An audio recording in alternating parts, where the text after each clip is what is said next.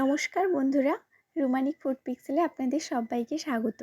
আজ আমি আপনাদের বানিয়ে দেখাবো দারুণ টেস্টি আলুর স্যান্ডউইচ রেসিপি। এটা খেতে যতটা সুস্বাদু হয় ঠিক ততটাই ক্রিস্পি হয়, আর বানানো তো খুবই সহজ, 5 মিনিটের মধ্যে তৈরি হয়ে যায়। আর যখনই চটপটা হেলদি ও টেস্টি কিছু খেতে ইচ্ছা করবে তখনই বানিয়ে খেতে পারবেন, এতটাই সহজভাবে বানানো যায় এই রেসিপি। তো চলুন স্যান্ডউইচ বানানো শুরু করা যাক। তো প্রথমেই আমি আলু স্টাফিংটা বানানোর জন্য গ্যাসের চুলায় একটি কড়াই বসিয়ে দিয়েছি ও কড়াইয়ের মধ্যে দিয়ে দিলাম 1 চা চামচ সাদা তেল। তেল খুব ভালো করে গরম করে নিয়ে দিয়ে দিচ্ছি 1/2 চা চামচ কালো সর্ষে। সর্ষে ফোড়নটা খুব ভালো করে ফ্রাই হয়ে গেলে আমি এর মধ্যে দিয়ে দিচ্ছি 1/2 চা চামচ পরিমাণ সাদা জিরে। জিরেটাকেও খুব ভালো করে ভেজে নিয়ে তারপর আমি এর মধ্যে দিয়ে দিচ্ছি কয়েকটা কারি পাতা। তারপর সমস্ত কিছু একসঙ্গে ভেজে নিয়ে দিয়ে দিচ্ছি একটা মিডিয়াম সাইজের পেঁয়াজ কুচোনো। এবার পেঁয়াজ কুচিটাকেও সব কিছুর সঙ্গে খুব ভালো করে মিশিয়ে নেব। পেঁয়াজ কিন্তু খুব লাল করে ভাজা যাবে না, হালকা সতে করে নিতে হবে। এবার এখানে দিয়ে দিচ্ছি 1/2 চা চামচ পরিমাণে আদা রসুনের পেস্ট। আদা রসুনের পেস্ট দিয়ে খুব ভালো করে ভেজে নিতে হবে। ভাজা হয়ে গেলে এখানে দিয়ে দিচ্ছি 2টো কাঁচা লঙ্কা কুচোনো। কাঁচা লঙ্কা কুচি দিয়ে আবারও সব কিছুর সঙ্গে খুব ভালো করে মিশিয়ে নেব। তারপর এখানে দিয়ে দিচ্ছি সামান্য পরিমাণ হলুদের গুঁড়ো।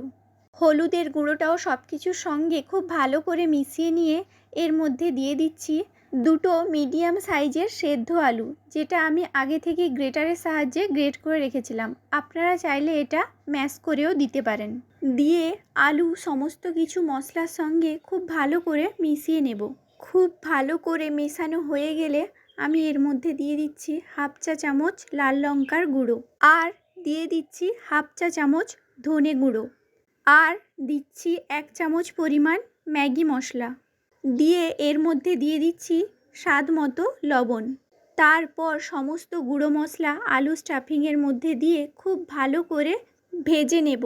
ম্যাগি মশলার গুঁড়োটা দিলে কি হয়, খুব ভালো একটা চটপটা টেস্ট আসে।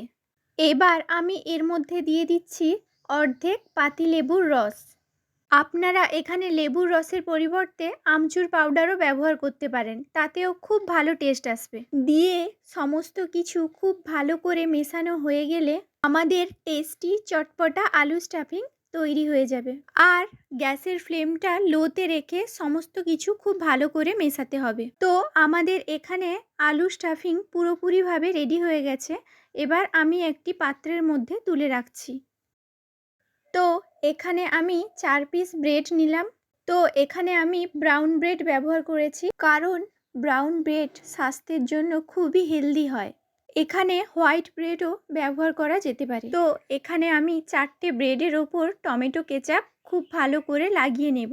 এই রেসিপিটা বাচ্চারাও খুব মজা করে খাবে। আপনারা এটা বাচ্চাদের টিফিনেও বানিয়ে দিতে পারেন। খুব সহজে আর কম সময়ের মধ্যে বানানো হয়ে যায়। এইভাবে আমি সমস্ত ব্রেডের ওপর সস লাগিয়ে নিয়েছি।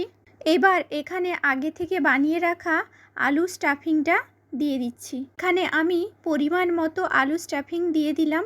দিয়ে আর একটা ব্রেড এর ওপর রেখে দেব। হালকা হাতে একটু প্রেস করে দিতে হবে, তাহলে খুব ভালো করে লেগে যাবে। তো এইভাবে আমি 2টো স্যান্ডউইচ খুব ভালোভাবে তৈরি করে নিয়েছি। এইবার গ্যাসের চুলায় একটি তাওয়া বসিয়ে খুব ভালো করে গরম করে নিয়েছি।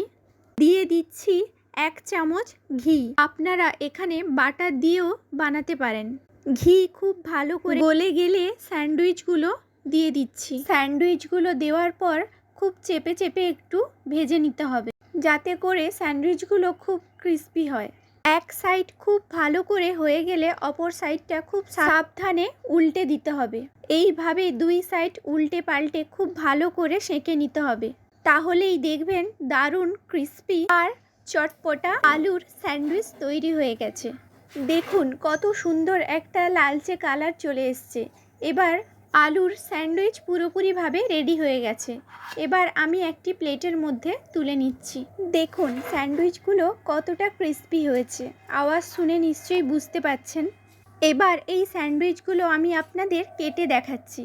দেখুন ভেতরটা আলু স্টাফিংয়ে ভরপুর। দেখতে যতটা সুন্দর হয়েছে খেতেও ঠিক ততটাই সুস্বাদু হয়। আপনারা যদি বাড়িতে একবার না বানিয়ে খান তাহলে বুঝতেই পারবেন না যে ঠিক কতটা টেস্টি হয়েছে। তো বন্ধুরা, আপনাদের কাছে অনুরোধ থাকলো একবার হলেও বাড়িতে বানিয়ে খাবেন। আর আমাকে কমেন্ট করে জানাবেন খেয়ে আপনাদের কেমন লাগলো। আর এই স্যান্ডউইচ রেসিপিটি যদি আপনাদের ভালো লেগে থাকে তাহলে অবশ্যই আমার চ্যানেলটিকে সাবস্ক্রাইব করবেন ও আমার পাশে থাকবেন।